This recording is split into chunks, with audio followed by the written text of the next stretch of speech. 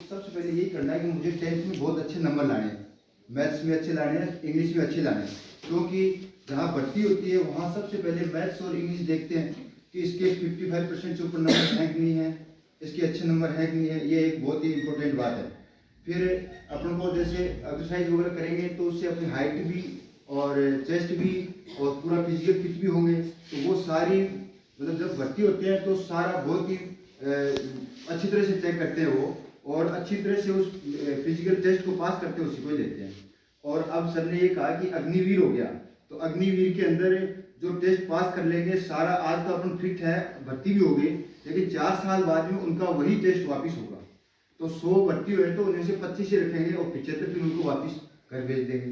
4 साल का ये भी है। तो इसको जाने के बाद में भी अगर हो जाता है तो ये भी ध्यान रखना आपको। फिर आगे फिर 10th में नंबर अपने अच्छे आ गए, 12th में उनके 10th में किसी के कम है तो कोई दिक्कत नहीं है। 12th में भी आप मेहनत करके अच्छे नंबर ला सकते हो। अच्छे नंबर लाने हैं 12th में, और 12th में अच्छे नंबर ला करके अपन सबसे पहले किसी कॉलेज देखनी है, गवर्नमेंट कॉलेज। जैसे अपने यहाँ नज़दीक चूरू कॉलेज है, लोहिया कॉलेज, तो लोहिया कॉलेज में एनसीसी भी है, तो वहाँ अपन एडमिशन लेने के बाद में एनसीसी लेने की कोशिश करें ज़्यादा से ज़्यादा। सर ने कहा कि एनसीसी को वेटेज मिलती है, तो एनसीसी लेने के बाद में उससे अपन को बहुत फायदा हो जाएगा। इस दौरान अपन को यही रखना है कि भाई मुझे आर्मी में जाना है, ठीक है। अब आर्मी में कैसे जाना है, तो 10वीं टाइम पे इसकी वैकेंसियाँ निकलती है, तो 10वीं पास की निकलती है। जैसे अग्निवीर भर्ती हो गई, तो लड़कियों के लिए तो अब ये मानो कि बहुत ही बम्पर वैकेंसियाँ हैं और बहुत ही अच्छा मतलब मौका है, क्योंकि अभी अभी शुरू करी है, अभी अभी जो है शुरुआत हुई है और कम है और वैकेंसियाँ खूब है। तो लड़कों के लिए तो ऑप्शन थोड़ा सा कम हुआ, लेकिन लड़कियों के लिए बहुत ही बढ़ा है जी। अब आर्मी में डायरेक्ट सिपाही चले गए।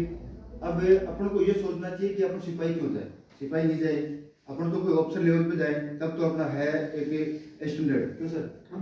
वहाँ जाके अफसर भी होनी चाहिए। वहाँ जाके अपन सिपाही चल जाएंगे तो अपने मन में ये होगा कि मुझे सिपाही नहीं होना चाहिए था, मुझे तो ऑफिसर होना चाहिए था।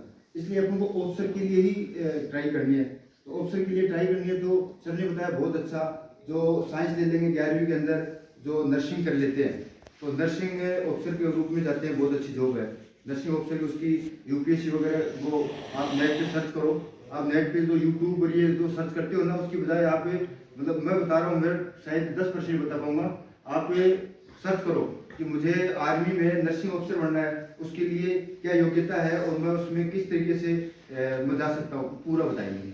तो ये चीज़ आप जब भी आपको टाइम मिले, आधा घंटा घंटा, तो आप उस चीज़ को सर्च करके, जैसे आईएएस का पूछा तो आईएएस का भी पूछ सकते हो उसमें कि भाई मुझे आईएएस बनना है, इसके लिए क्या योग्यता होती है, क्या मुझे नहीं उदाहरण बताया, तो उसमें एलएमएस से जा सकते हो।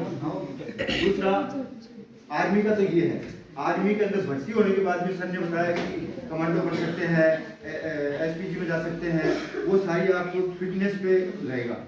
आर्मी पुलिस भी होती है, आर्मी की पुलिस होती है, जैसे अपनी पुलिस है ऐसे आर्मी पुलिस भी होती है, उसकी भी भर्ती होती है, तो उस आर्मी पुलिस की भर्ती में भी जा सकते हैं। आर्मी का तो ये है। आर्मी में भी 3 कोर है, आर्मी है, एयरफोर्स है, नेवी है। तो एयरफोर्स में अपन ज़्यादातर साइंस वाले बच्चे जाते हैं, लेकिन आर्ट्स वालों के लिए भी XY ग्रुप 2 है ये, उसमें आर्ट्स वाले भी जा सकते हैं। 12वीं के बाद में एक एनडीए का एग्जाम होता है, 12वीं के बाद में, जस्ट 12वीं के बाद में एनडीए का एग्जाम होता है, उसमें एज लिमिट होती है, और एनडीए के अंदर उसकी साल में 2 बार एग्जाम होती है, अक्टूबर में और फरवरी। हाँ, मतलब अक्टूबर सितंबर और ये शायद इसमें जनवरी फरवरी में। तो उसमें अगर पास हो जाते हैं तो उसका इंटरव्यू वगैरह होते हैं सब, उसमें सिलेक्शन होता है तो वो ऑप्शन लेवल में सीधे जाते हैं। कई बार क्या होता है 12वीं में बच्चों को